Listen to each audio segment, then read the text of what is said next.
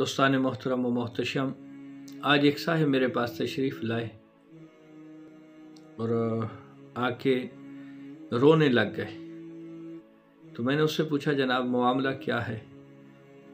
तो बड़े गमगीन थे। खैर, उन्होंने अपना एक दुखड़ा सुनाया कि जनाब मैं सब बहन भाइयों में बड़ा हूँ, मेरे वालिद साहब विसाल फरमा गए हैं।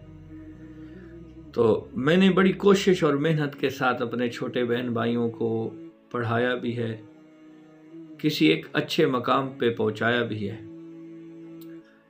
और आज जो सूरत हाल है कि मेरी जवानी चली गई है, बुढ़ापा है, और वो बहन भाई जिनके लिए मैंने अपनी जवानी उस वक्त ज़माने के बखेड़ों के नज़र कर दी थी, आज उनमें से कोई एक भी मेरा पुरसाने हाल नहीं है। खैर, वो गमगीन था, उसने अपना दुखड़ा सुनाया और फिर चला गया। मैंने उसे तसल्ली दी।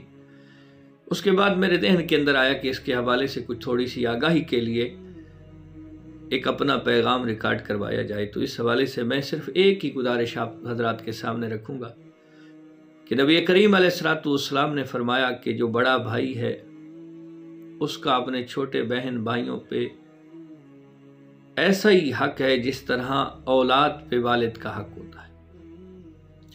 तो दोस्तान मोहतरम व मोहतशम, जिस तरह उसने बड़ा हो के छोटों को पाला पोसा है, अपनी जवानी दी है, आज अगर मालिक करीम ने आपको इज्जतों से नवाजा है, आज आप पे जो बहार आई है, तो जिस शख्स ने इस बहार की खातिर अपनी ज़िंदगी को ख़िज़ा के हवाले किया था, उस शख्स को याद रखिए।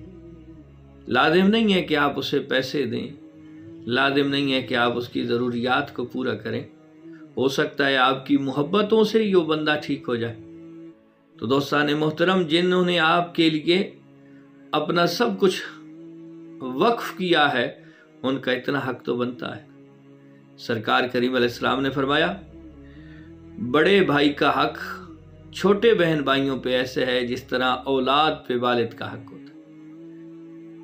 तो अज़ीज़ान मोहतरम, आप और कुछ भी ना करें, सिर्फ उसे मोहब्बतों का इजहार उससे तो करें ना। जब खुशी गमी का मौका हो, एक इज्जत तो उसे देना। अल्लाह रब्बुल इज्जत हमें इन मामलात में एक दूसरे की फीलिंग समझने की तौफीक अता फरमाए। अस्सलामु अलैकुम व रहमतुल्लाहि व